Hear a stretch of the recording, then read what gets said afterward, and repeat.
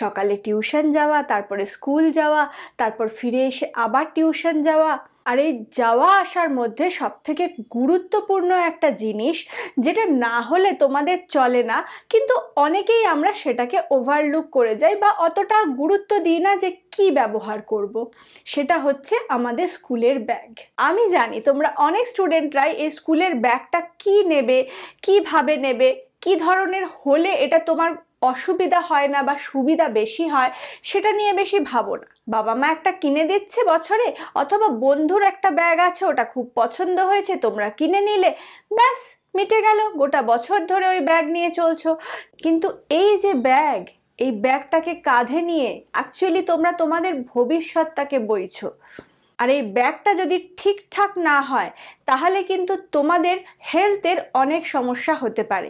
আর আজকে আমরা এই ভিডিওতে সেই বিষয় নিয়ে আলোচনা করব যে কি ধরনের ব্যাগ একজন স্টুডেন্টের ব্যবহার করা উচিত এবং কি ধরনের ব্যাগ একজন স্টুডেন্টের সুবিধাজনক, এবং ব্যাগের কোন কোন জায়গায় কি কি ধরনের জিনিস রাখতে হয়। তার মানে ইন শর্ট, ব্যাগ সম্পর্কে পুরো সায়েন্টিফিক তথ্য আমরা এই ভিডিও থেকে জানবো, তাই ভিডিওটাতে শেষ অবধি থেকো। রিসার্চে দেখা গেছে যে প্রায় 60% স্টুডেন্ট নিজেদের লাইফে কখনো না কখনো ব্যাক পেনের সমস্যায় ভোগে এবং কমপ্লেন করে যে আমাদের পিঠে ব্যথা হচ্ছে, বা ঠিকঠাক করে শুতে পারছি না, উঠে দাঁড়াতে পারছি না, বা কোনো একটা সমস্যা জীবনের কোনো না কোনো ক্ষেত্রে। এবার এইটা কিন্তু একদমই নর্মাল নয়। তোমার যদি কখনো সামান্য পিঠে ব্যথা হয়ে থাকে তাহলে কিন্তু ঘুরে তোমাকে তোমার ব্যাগটার দিকেই দেখতে হবে, ওই মেন কালপ্রিট। স্কুলের ব্যাগটা কিন্তু স্টাইলের জন্য নেওয়া হয় না। হ্যাঁ, স্টাইল তো অবশ্যই করতে হয়, কিন্তু শুধুমাত্র স্টাইল স্টেটমেন্ট বজায় রাখার জন্য বা একটা অ্যাক্সেসরি হিসেবে কেনার কিন্তু কখনোই উচিত নয়। অ্যাকচুয়ালি স্কুলের ব্যাগটা হচ্ছে একটা ইনভেস্টমেন্টের জায়গা, সেটা তুমি তোমার হেলথের জন্য ইনভেস্ট করছো, যাতে ভবিষ্যতে তোমার কোনো রকমের পিঠের সমস্যা না হয়। এবার তোমাদেরকে আমি আমার একটা পার্সোনাল স্টোরি বলি। আমি যখন কলেজে পড়তাম, আমি কখনো সিলেবাস ধরা যে বই সেগুলো থেকে পড়তাম না। এবার হয়তো যারা স্কুল গোয়িং স্টুডেন্ট তারা হয়তো আমার এই কথাটার সাথে বুঝতে পারবে না, কিন্তু তাও বলছি, কলেজে যখন উঠবে তখন দেখবে তোমাদের একটা সিলেবাস অনুযায়ী বাজার চলতি বই থাকে, আর তোমাদের যে টপিক আছে সেই টপিক অনুযায়ী বিদেশি রাইটারদের রিসার্চ পেপার, রিসার্চের বইগুলো থাকে। খুব সোজা ভাষায় যদি বলি, তোমরা ডিএনএ রেপ্লিকেশন পড়েছো, ডিএনএ রেপ্লিকেশন তোমাদের বইয়ের পাতায় কত, 1 পাতা বা হাফ পাতা, অথবা যদি 11-12 পড়ো তাহলে 1.5 পাতা 2 পাতা লেখা আছে, তাই তো? কিন্তু যখনই তুমি কলেজে উঠবে তখন তোমার কাছে অপশন থাকবে, আইদার তুমি ওই 2 পাতা নোটস মুখস্থ করে যাবে, নয়তো এক্সট্রা কিছু জানার জন্য তুমি রেপ্লিকেশনের উপরে ওয়াটসন ক্রিকের যে লেখা বই সেইটার থেকে তুমি ধীরে ধীরে পড়ে নিজের মতন করে নোট বানাবে। আমি ছিলাম দ্বিতীয় ক্যাটাগরির, তাই আমি মোস্ট অফ দ্য আমার নোটস আমি বিদেশি রাইটারদের ওই রিসার্চের যে বইগুলো সেইগুলো থেকে নোটসগুলো বানাতাম। এই বইগুলো কিন্তু খুবই দামি হয়, এক একটা বইয়ের হয়তো 5, 6, 7, 8 ইভেন 10,000 টাকা অবধি দাম। এবার সত্যি কথা বলতে কি, আমার ওইভাবে বই কেনার সামর্থ্য ছিল না, কোনো স্টুডেন্টেরই ছিল না, কারণ এতগুলো টপিক পড়তে হয়, প্রতিটা টপিকের ওই রকম আলাদা আলাদা করে বই কেনা সম্ভব হয় না। তাই জন্য আমরা লাইব্রেরির উপর ভরসা করতাম, আর লাইব্রেরিতে আমাদের সপ্তাহে 2টো করে বই ইস্যু করতে দিত, আর আমরা 2টো করে বই বাড়িতে নিয়ে আসতাম, সেখান থেকে নোট বানাবো, নোট লিখবো বলে। আর এই বইগুলো যথেষ্ট ওজন থাকতো, খুব বড় ভারী বই। পিঠে এইভাবে বওয়ার জন্য আমার পিঠেও কিন্তু প্রচুর সমস্যা হয়েছিল, কারণ আমিও ব্যাগটাকে ওভারলুক করেছিলাম। যদি ঠিকঠাক করে ব্যাগ আমি ইউজ করতাম, সায়েন্টিফিক ওয়েতে আমি ওয়েটটা ক্যারি করতাম, তাহলে আমার হয়তো এই ব্যাক পেনের সমস্যাটা হতো না। এবার যারা স্কুলে পড়ো, তোমাদেরও 6টা-7টা ক্লাস পরপর থাকার জন্য প্রচুর বই, নোটবুক, জলের বোতল, টিফিন বক্স ক্যারি করতে হয়, এবং এই যে ব্যাগ সেটার ওজন হয়ে যায় মাত্রাধিক, আর যেই কারণে তোমাদের হতে পারে প্রচুর সমস্যা। হয়তো আজকে তুমি ফিল করছো না, কিন্তু কালকে যাতে তোমার সাথে এই সমস্যাটা না হয়, তাই জন্যই অদিতি ম্যাম আর তাই জন্যই আজকের এই ভিডিও। এবার প্রথমেই দেখে নেব ব্যাগ চুজ করার জন্য কি কি ক্রাইটেরিয়া তোমার মাথায় রাখতে হবে। এখানে আমি 8টা ক্রাইটেরিয়া বলবো। যখন তুমি তোমার স্কুলের ব্যাগটাতে ইনভেস্ট করবে বা তোমার বাবা মা করবে, তখন এই 8টা বিষয় মাথায় রেখে করবে। প্রথম হচ্ছে ওয়েট। কতটা ওয়েট তোমার ক্যারি করা উচিত। পেডিয়াট্রিক অর্থোপেডিক্সদের মতে একজন স্টুডেন্টের সব সময় নিজের দেহের ওজনের 10 থেকে 15% ওয়েট পিঠের ব্যাগে ক্যারি করা উচিত। অর্থাৎ কোনো বাচ্চার যদি 30 কেজি ওজন হয়, তাকে 3 থেকে 4.5 কিলো ওজন পিঠে বইতে দেওয়া উচিত, তার বেশি যেন না হয়। এটা সব সময় তোমার মাথায় রাখতে হবে। আর তা না হলেই কুঁজো হয়ে যাওয়া, বাজে একটা পশ্চার হওয়া, আর ব্যাক পেন তো আছেই। দ্বিতীয় হচ্ছে সাইজ এবং ফিট। অনেক বাচ্চাকেই আমি দেখি যে তারা ওভার সাইজড ব্যাগ ক্যারি করে, এটাকে স্টাইল হিসেবে দেখে। ওভার সাইজড ব্যাগ কখনোই ইউজ করা উচিত নয়। সব সময় মাথায় রাখবে তোমার যে ওয়েস্ট লাইন, তোমার যে কোমরের অংশ, তার থেকে ঠিক 2 ইঞ্চি অবধি নিচে যেন তোমার ব্যাগটা থাকে, তার বেশি বড় যেন না হয়। অনেক বাচ্চা কাচ্চাকে আমি দেখেছি যে তারা অনেকখানি পিছনে ঝুলিয়ে দেয় ব্যাগটা, পিছনের হিপ পোর্শন অবধি ওটা ঝোলা থাকে। এটা কিন্তু সায়েন্টিফিক্যালি কারেক্ট নয়। তোমাকে ব্যাগ এমন নিতে হবে যেটা তোমার বডির সাথে প্রপোর্শনেট এবং তোমার ওয়েস্ট লাইন থেকে 2 ইঞ্চির নিচে যেন না নামে। আদারওয়াইজ যে সমস্যাগুলো বললাম হতে বাধ্য। 3 নাম্বার পয়েন্ট, অনেক বাচ্চাকে আমি স্কুলে দেখেছি তারা একটা স্ট্রিপের মতন যে দড়িওয়ালা যে ব্যাগ, সেগুলো নিয়ে আসে। স্কুলে জেনারেলি আনে না, তবে টিউশন সেন্টারে কিন্তু এই ব্যাগগুলোর খুব প্রচলন। মানে স্কুলে গিয়ে নিজের ব্যাগটা রাখলো, টিউশনের ব্যাগ মানে একটা সস্তার ওই সরু দড়িওয়ালা যে ব্যাগ, সেগুলো পিঠে নিয়ে চলে গেল। এবার মাথায় রাখবে এই যে সরু দড়ির যে ব্যাগ, সেটাতে কি হয়, তোমার যখনই কাঁধের উপরে রাখছো, প্রেশারটা পড়ছে, তাতে তোমার ভেন্সগুলো, রক্ত চলাচল বন্ধ হয়ে যায় বা স্বাভাবিক ফ্লোতে হতে পারে না। আর তার জন্য এই যে ব্যাগ, তার দুদিকটাতে দেখবে লাল হয়ে যায়। তোমার যদি এরকম ব্যাগ থাকে, এক্ষুনি ছুঁড়ে ফেলে দাও, একেবারে ইউজ করবে না। আর যদি ভারী ব্যাগ ক্যারি করো, যদি স্কুলে বা অনেক লং আওয়ারের টিউশন সেন্টার, ধরো তুমি তো কোনো কম্পিটিটিভ এক্সামের জন্য টিউশন নিতে যাও, সেখানে অনেক ঘন্টা থাকতে হয় এবং অনেক ভারী ব্যাগ ক্যারি করতে হয়, তাহলে অবশ্যই এটা মাথায় রাখবে যে তোমার এই শোল্ডারের যে স্ট্র্যাপ, সেটা যেন প্যাডেড হয় এবং চওড়া হয়, যাতে ওয়েটটা ইভেনলি তোমার কাঁধের উপরে ডিস্ট্রিবিউট হতে পারে। নেক্সট যে পয়েন্টটা বলবো সেটা হচ্ছে 4 নাম্বার পয়েন্ট, ব্যাক সাপোর্ট। ব্যাগের পিছনটা যদি খুব পাতলা হয়, তাহলে ভেতরের যে জিনিসপত্র সেগুলো তোমার পিঠে পোক করতে পারে, যেটা বেশ ইরিটেটিং। রাস্তাঘাটে চলছো আর পিঠের মধ্যে তোমার ব্যাগ বা স্কেল বা কিছু পোক করছে, সেইটা অ্যাভয়েড করবে। এবং ব্যাক সাপোর্ট, ব্যাক কুশনিং যদি থাকে, সেই ধরনের ব্যাগ নেওয়ার চেষ্টা করবে যেগুলোতে একটা কুশন বা প্যাডেড ব্যাক সাপোর্ট আছে। দেখবে একটু দামি ব্যাগগুলো, সেগুলোতে ব্যাকের কুশনিং এমনভাবে থাকে যেগুলো লাম্বার সাপোর্ট দেয়। অর্থাৎ আমাদের বায়োলজিতে দেখতে গেলে আমাদের ব্যাকের এই যে লাম্বার পোর্শন, পিছনের যে ওয়েস্টের যে পোর্শন, সেগুলোতে সাপোর্টের জন্য আরেকটু চওড়া প্যাডিং থাকে। অর্থাৎ প্যাডিংগুলোও কোথাও চওড়া কোথাও পাতলা এইভাবে ডিস্ট্রিবিউটেড থাকে, যাতে পুরো প্রপার তোমার বডির যেরকম ওয়েভ, যেরকম কার্ভ, সেই অনুযায়ী যাতে ব্যাগটাও থাকে। এগুলো হচ্ছে প্রপার আর্গোনমিক ব্যাগের ডিজাইন। চেষ্টা করবে সেই ধরনের ব্যাগই কেনার। নেক্সট 5 নাম্বার যে কথাটা বলবো, সেটা মাথায় রাখবে যে তোমাকে নিজের যে ব্যাগ, সেটা কিন্তু লাইট ওয়েট নিতে হবে। অর্থাৎ ওই যে বললাম 10 to 15% তোমাকে ওয়েট নিজের ওজনের থেকে বেশি ক্যারি করতে পারবে। এবারে 10 to 15%-এর মধ্যে ম্যাক্সিমামটাই যদি ওজন ব্যাগই নিয়ে নেয়, তাহলে ভেতরে বইপত্রের ওজন কোথায় যাবে?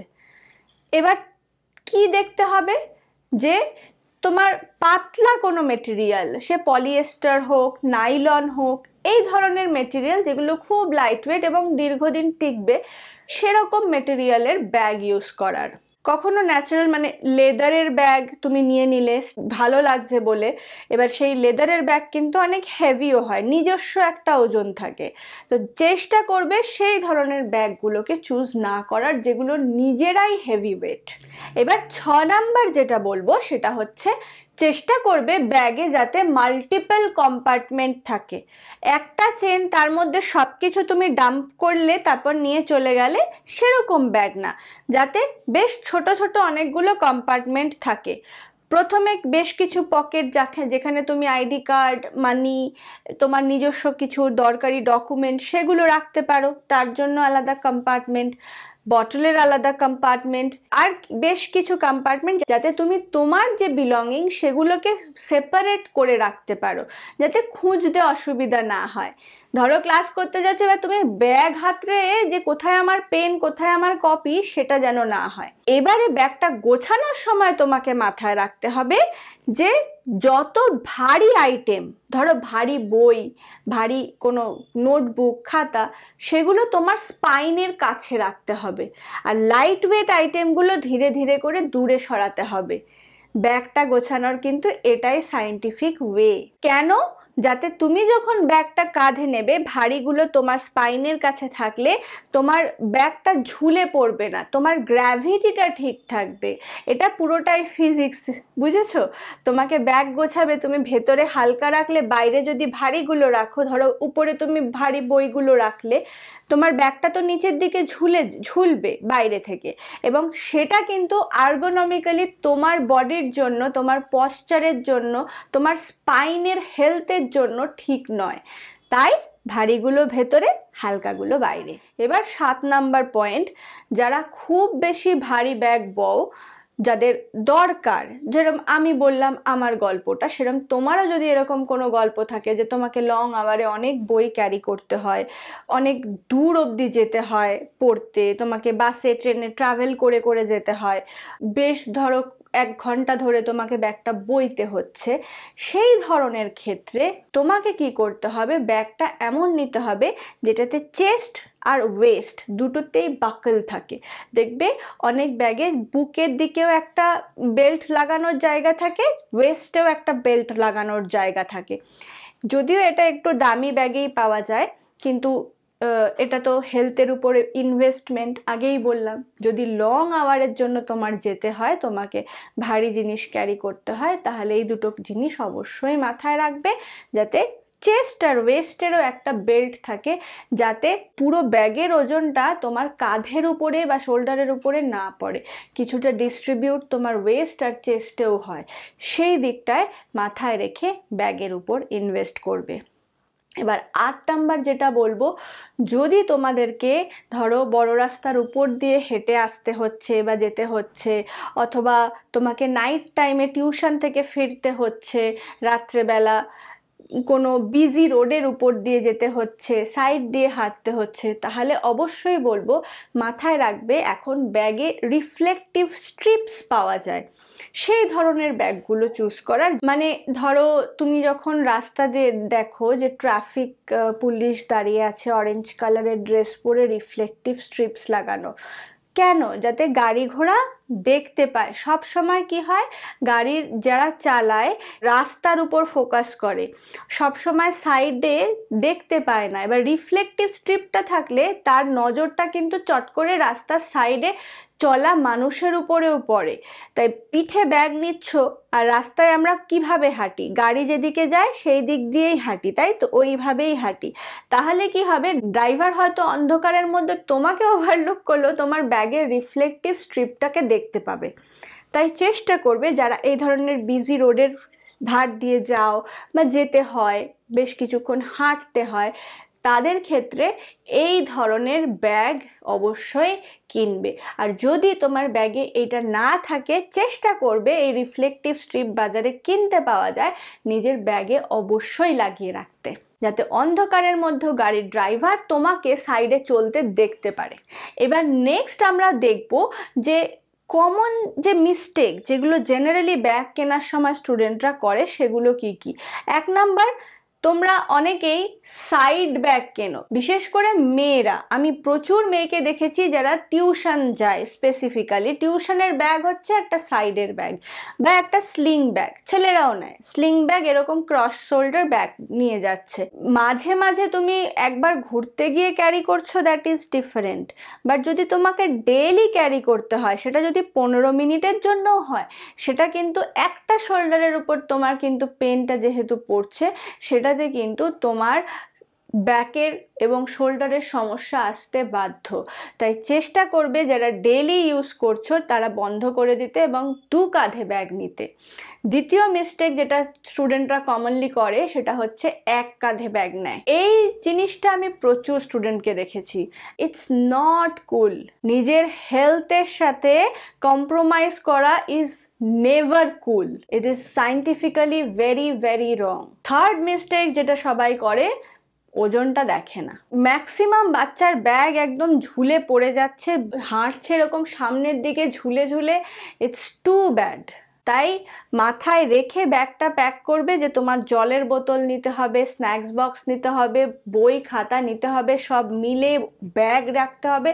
ওজন, এই ওজনটা ওভারলুক করবে না। এবার 4 নাম্বার মিস্টেক যেটা করে বাচ্চারা, সেটা হচ্ছে নিজেদের ব্যাগটাকে না ক্লিন করে না। ক্লিন আমি ইন দ্য সেন্স বলছি, তারা তাদের ব্যাগের মধ্যে এই কাগজ, সেই কাগজ, এই জিনিস, এই র্যাপার, চকলেটের র্যাপার যে কত জমে সে তুমি ভাবতে পারবে না। তো এই যে খুচরো কাগজ জড়ো হতে হতে হতে হতে যে ব্যাগের যে এক্সট্রা ওজনটা বাড়ছে, সেটা আর দেখে না। 1 বছর বাদে যখন ব্যাগ আর একটা চেঞ্জ হবে অথবা ওগুলো পরিষ্কার হবে, তখনই ওই সেই জঞ্জালগুলো সরবে, তার আগে সরবে না। কিন্তু তোমাকে সেটা করলে হবে না। মান্থলি একবার হলেও ব্যাগটা নিয়ে বসো, ভেতরে যা এক্সট্রা জিনিস আছে সেগুলো দূরে ফেলো, ঠিক আছে? নালে ব্যাগের মধ্যে ভেতরের যে কাপড়গুলো সেগুলোতেও কিন্তু হোয়াইট হোয়াইট কালারের ফাঙ্গাস পড়ে যায়। তাই ব্যাগটাকে ক্লিন করা is necessity for your health. আর 5 নাম্বার মিস্টেক যেটা অনেকেই করে, ব্যাগ ছিঁড়ে গেছে কিন্তু চেঞ্জ করে না। ছেঁড়া ব্যাগ এক্সট্রা ঝুলে আছে, কোনোভাবে নিচ্ছ, একটা স্ট্র্যাপের দড়ি ছিঁড়ে গেছে, দড়ি দিয়ে বাঁধছো, দুটো শোল্ডারে সমানভাবে ওয়েটটা ডিস্ট্রিবিউট হচ্ছে না। এই ধরনের ব্যাগ কিন্তু ইউজ করবে না, কারণ এই জিনিসগুলোতে কম্প্রোমাইজ করা মানে তুমি তোমার হেলথের সাথে কম্প্রোমাইজ করছো। আর হেলথ থাকলেই ওয়েলথ আসবে এবং ওয়েলথ এলেই তোমার ফিউচার সিকিউর হবে। হেলথে কম্প্রোমাইজ কখনো করবে না। তাই লাস্টে একটাই কথা বলবো, স্টাইলিশ ব্যাগ নাও কিন্তু ভালো ব্যাগ নাও, সায়েন্টিফিক্যালি কারেক্ট ব্যাগ নাও। তাহলে চলো দেখা হবে আবার পরের ভিডিওতে। ততক্ষণ খুব মন দিয়ে পড়াশোনা করো।